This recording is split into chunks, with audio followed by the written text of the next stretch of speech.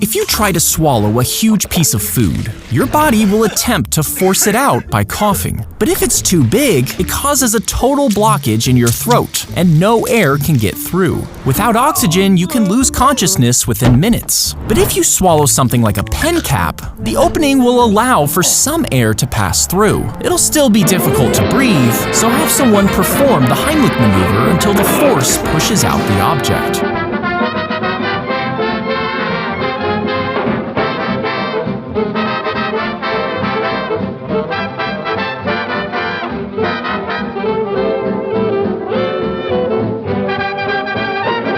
If you were shot out of a mile-long slingshot, you would be launched at over 3,000 miles per hour. You would cover the length of a football field in a tenth of a second. In just 1 minute, you would be over 50 miles away. And if you didn't slow down, you could travel over 100 miles, even crossing an entire state. But in reality, the force of the launch would crush you instantly, meaning you'd be flying in several pieces.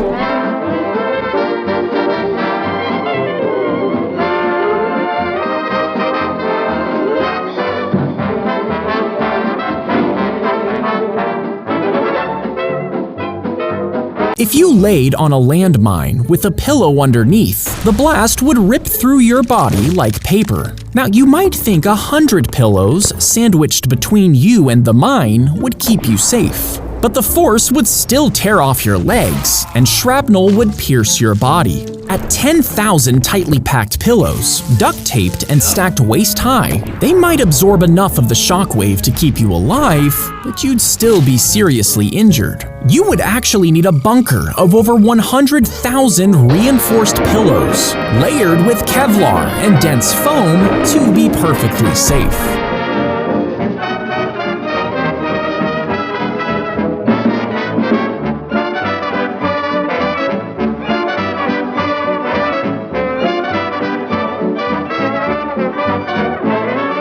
The teller could secretly press a button with their foot if they were being robbed. That button would set off a loud bang. Then a hidden can would spray thick yellow gas all over the room. The gas would make it really hard to breathe and cause painful coughing, and the robber would get dizzy and pass out within seconds. But everyone else in the bank would also breathe in this gas, meaning workers and customers would be trapped, coughing and choking, which is why the system never caught on.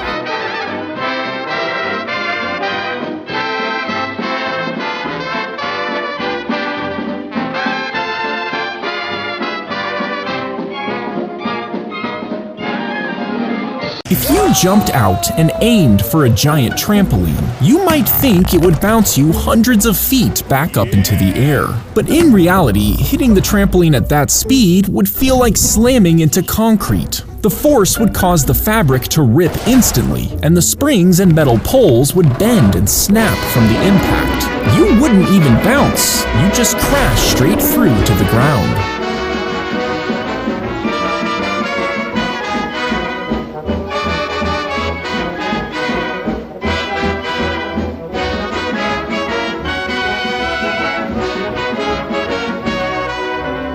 Her head would rotate behind her, catching you as you tried to sneak a cookie. Now, for that to work, her neck would need to have double the amount of vertebrae than normal, and each one would need to be flatter and rounder to twist without snapping.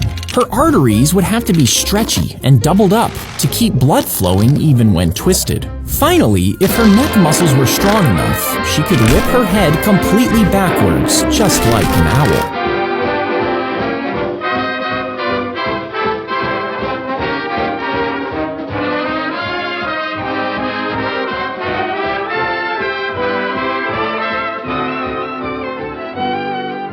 She handed her students real swords and told them to duel after clearing a fighting ring in the classroom. But as they did, one student accidentally slashed another. The sword cut deep into her hand, severing the teenager's nerves and tendons. As she bled, the teacher panicked. She forced her students to delete any videos and refused to call 911. Finally, the school nurse called an ambulance, but despite surgery, the girl never fully recovered, and the teacher was eventually fired.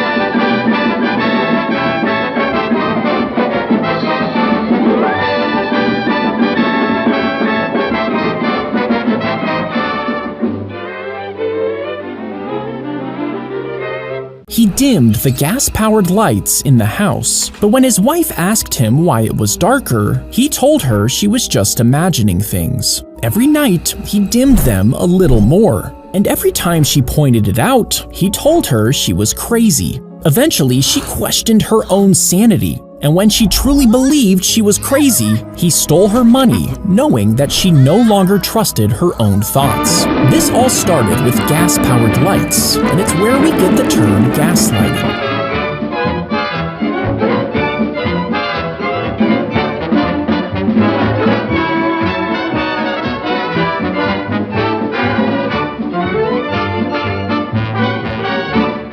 The man charged forward with the chainsaw, determined to kill his son. You see, he had attacked him because they had been arguing. But before he could strike, the young man ran him over with the mower instead.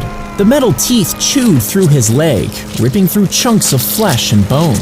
And he was rushed to the hospital where his injured leg was amputated. He was later convicted of attempted first-degree murder.